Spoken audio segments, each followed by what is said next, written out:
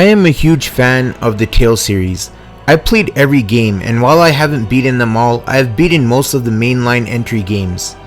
Tales of Arise is a game that I have kept my eyes on during its initial reveal and development, and I was very curious to see what the team at Bandai Namco were going to cook up next for the next mainline entry for this fantastic series. Let's start with the story. The story starts off very simple.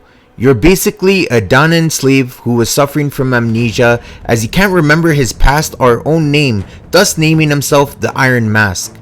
You rescue another slave from the evil Crimson Crows who goes by the name of Xian, who Iron Mask believes he has met before some time ago but can't fully recall where or why or how. Iron Mask eventually pulls out the blazing sword from Xian's master core and learns that he is the only slave that is capable of wielding the blazing sword due to his lack of feeling physical pain. Iron Mask and Xian eventually free the slaves from the Crimson Owls and go on a quest to find and locate the rest of the master cores and defeat all 5 of the lords in order to free the slaves from their imprisonment, and Xian from her cursed thorns, which she is cursed to live with. And if anybody touches her, they will feel immense pain, which is why Xian is considered a lone wolf and has to deal with the fact that she can never build close relationships with others and thus keeps her distance. The main characters that you meet along the way like Rinwell and Doholahim and Kasara and Law are the best Tales characters ever written and created in my personal opinion, and that's saying something because every Tales game has a unique and lovable cast of main characters which you spend time with and eventually learn more about as they get stronger and form bonds with each other over the course of the games until they are all chaining combos together and using their ultimate arts together to bring down a huge, terrifying and intense foe. You know, classic Tales stuff. But the story in this game really touched me in a way I could never imagine. Without getting into heavy spoilers, the story will just keep you hooked as the tension slowly builds up and each of the lords are pretty insane as well. You think the first lord you go up against is a monster and a tyrant only to find out that the next lord makes the lord before him seem like a saint, and this build up with the story and main characters and villains keeps you entertained until you see the credits roll. The main characters don't just get along very easily either. Most of them have their own issues and problems that they must face in order to grow, and these characters have their own opinions and beliefs, and sometimes they won't always agree with one another and even argue and challenge each other at times. But as the story evolves, the characters eventually grow on each other, eventually learn to become adults and put their own differences aside in order to help make the world a better place. The main character Alphen is the best protagonist and my favorite main character in the series to date, thanks to his courageous attitude and honestly, deep down he just wants what's best for his friends. Characters such as Dohilim, who never wanted to be a lord, but was required to, and after witnessing the pain and torment that the slaves have to go through, eventually wants to establish equality among slaves and Renans alike. Really made me connect with him, especially as he goes through some changes of his own, and eventually grows into someone who is more than just the lord. Seriously, all the main cast of characters are top notch, and by the end of the adventure, I felt like I really did connect with each and every last character in my party. This is also thanks to the new skits, which have been created and handled and portrayed beautifully. Gone are the days of anime cutout pictures, and now we have full 3D renders of all the characters, including the areas they are in, which really immersed me into reading the skits. Some of these skits had me laugh out loud, while others were more serious in tone and even offered hints upon upcoming boss battles. I'll admit, at first, I didn't like this new style for the skits, but it eventually really grew on me, and I enjoyed watching them a lot, even though they do force a lot of them at you sometimes, but it's optional, so not a big issue. Plus, these skits make you learn about each character even more, and helps you understand the dynamic between each of the characters. This game was also created using the Unreal Engine 4 instead of the usual in-house engine that the Tales series used prior hand, and it really shows how much of a difference it makes. Tales of Arise is beautiful to look at as the graphics appear to be more modern and the world and setting is really immersive and feels big and grand and truly makes me feel like I'm participating in some over-the-top anime show. Speaking of anime, the animated cutscenes are top notch and there are quite a few of them in this game, and they are expertly crafted. Anyone who has appreciation for anime style animation will love these moments. I know I did. The camera being close up to the main character really adds weight as you run around and explore compared to the earlier titles in this franchise where you felt like a super fast weightless character running around. This new perspective makes the game feel more cinema-like and modern, in my opinion.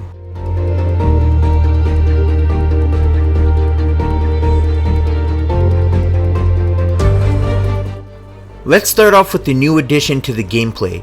So in most JRPGs, each character has their own MP bar which they consume in order to use abilities and arts as well as mystic arts. However, in Tales of Arise, the developers came up with something a bit different. You see, in Tales of Arise, you have what's called cure points, CP for short.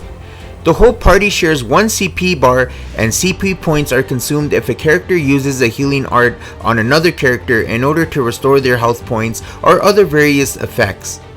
At first, you start off with not that much, but as the game goes on, you eventually get stronger and your CP points increase, allowing you to use more healing arts. But this is where I am a bit conflicted, as I do not fully understand if I appreciated this change, because I found myself running low on CP points after a couple of battles, and during boss fights I ran out of CP points almost instantly. And the thing is, in Tales of Arise, healing items are easy to purchase and buy, but items which restore your CP points are taxed beyond belief. And maybe I'm missing something, but I think this is uncalled for, as it made the game difficult during certain times. I had to explore a large multi-level dungeon or while I was fighting a tough boss fight after beating the first phase or form, only to be desperately wishing I had money to buy more items which could restore some CP points, which would have helped in this boss encounter. Even if I used the CP restore item by 30%, one character would die and my healer would resurrect said character, and most of the CP bar would already be depleted by that point. I don't believe the developer should have punished us like this just to make the game a bit more difficult. Or, who knows, maybe it's just me, maybe I'm missing something, but I had to point that out from a personal experience. But before a boss fight, usually there's like a healing circle that you can use which restores your HP and all of your CP points, so it's a minor issue, but during a difficult boss battle that has multiple forms, yeah, it can get a bit annoying running low on CP points. Now, I want to talk a little bit about the side quests, because they are handled better in this game compared to the other Tales games in the series, because you see, in Tales of Arise, you will always be short on money, and money is needed to upgrade your weapons and purchase new armor, and to craft accessories as well. This is where the side quests come in. You complete a given side quest and are rewarded with money which you then have to think very carefully on how to spend. The only flaw I have with the side quests are that sometimes you have to hunt down super bosses, and most of the time you won't know when you are leveled up enough or strong enough to take them down. The developer should have added a recommended level to give notice to the player to avoid unnecessary confusion. You can also raise animals in a farm thanks to a breeding mechanic. Basically, just choose which animal you want to raise and choose what type of seed you want to feed it, and eventually they will grow. And when you return to the farm, the animals will give you a bunch of supplies which you can then use to cook when you rest at a camp for status boost effects. I really enjoyed the skill panel feature in this game. You basically get points and can then choose an ability that you would like your character to learn, and then apply these points to upgrade your moveset or grant additional perks like resisting instant KO if an enemy or boss uses a super powerful move, or an instant kill move, among other perks and benefits. After creating new weapons and buying new armor, I found myself going to the main menu and equipping my characters with the best weapons and skills and armors, and then going to the skill tree menu in order to upgrade my character's abilities, and it truly made me feel like I was playing a true JRPG game. And I would spend 10 minutes sometimes making sure all my characters were set before a boss fight or before heading off to a dungeon. And while we're on the topic of dungeons, the dungeons in this game are some of the best, if not the best, in this series. Now, the battle gameplay is really fast paced and action packed, and doing a mystic art move so I could build up the enemy stun meter so that I can team up with a party member and unleash a devastating attack always felt good. Overlimit happens randomly, but when you do reach overlimit, you can unleash as much arts onto the enemy without any penalty, and unleashing a super mystic art or a super powerful finisher really helped me out a lot during the tougher boss fights as well. Some enemies will be weaker when up against certain party members as well. Up against a fast-paced enemy who always keeps you at a distance? No problem, use Dohalim to subdue them with one of his abilities. An enemy keep casting devastating magic spells on your party members? No worries, have Rinwell come in and deal with them. This was an amazing feature, and even though you can't fit everyone into your battle team, they will all still be forced to participate for most battles, and believe me, depending on what type of enemies you will be facing, you will be forced to switch your party members around constantly, which was nice as it makes all of the characters feel important during a random encounter battle or a tough boss fight. Sometimes I felt like I was playing a Devil May Cry game because you can pull off some sweet combos in this game, and even though it's not as deep, it's still fun to pull off. Especially if you have the right art abilities equipped, and when I see that combo chain meter build up, I just get into the flow of things, and I am surprised with some of the combos I was able to come up with. You can change who you control and play as both in and outside of battle, but I mainly stuck with Alphen during my whole playthrough because I felt more comfortable playing the game that way. I forgot to mention that you can also use Alphen to charge up his blazing sword in order to attack and cause more damage, depending on what move or arts you use. However, at the risk of your own health meter, as every time you use this ability, it will deplete some of your health. The stronger the attack, or if upgraded, the more health points it will cost you. Man, the boss battles are so intense in this game. Every time I was about to go face to face up against the mighty lord of a realm, I would feel intensity, and the story does a good job of hyping up the next main villain that you will face up against. A lot of things happen before going up against the lord, and it makes each of the boss fights feel very personal, and barely defeating them with just 2 characters left that have 300 HP always had my heart pacing as I tried to grip the controller as tightly as I could. That's how intense some of these boss encounters can be. Some bosses have multiple forms which can catch you off guard as well, so make sure you go in prepared and leveled up. Traversing the open areas was funner compared to the last couple of entries in this series, and even though it's mainly filled with just monsters and mainly nothing else of substance, the layout and level design looked fantastic, and finding camps to rest at was a relief, and even opened up fast travel so that I could just fast travel to said location without any penalty, which made completing side quests and exploring the world that much more of an enjoyable experience. Also, while exploring and grinding, sometimes Rinwell's pet owl named Hoodle will start flying around, which cues the player in on a nearby stray owl, which is a side quest in itself, but completing the side quest will grant you amazing additional cosmetic rewards like additional costumes that look badass for each of your party members. You can make them look goofy and funny, and watching them wear some goofy cosmetic items during a series cutscene made me chuckle. It's hard to get lost in this game, as a star marker on your minimap will always tell you where to head in order to advance the main story. So for gamers who don't like huge open world adventure games and don't like exploring and getting lost, will enjoy this feature a lot. For hardcore JRPG purists, no worries. You can turn this feature off in the options and setting menu, but I appreciated the novelty, especially after playing an old school JRPG game where you have no clue as what to do next or whom to talk to. This is a very long game and can take a lot of players around 50 to 60 hours or even more to complete the main campaign, and that all depends on how you play the game and what you do. And to add to that, once the game is finished, the post-game content will add even more hours on top of that, and it will also help you get to level 100 eventually, so there's a lot of bang for your buck here. It's my job to tell you, the viewer, if this game is worth your hard-earned cash.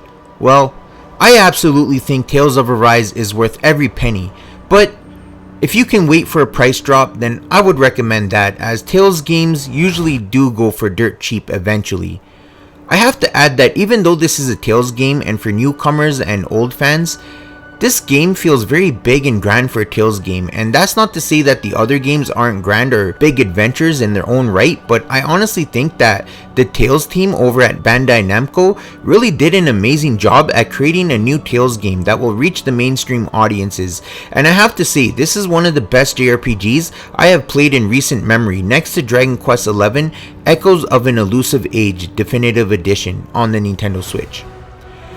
It not only keeps improving upon what made the rest of the games in this franchise so memorable, but adds onto it by making some standard industry changes to the gameplay and mechanics, and Tales of Arise is a game that surprised me and kept me engaged and interested all the way through to the end, and the random encounters never got repetitive or stale.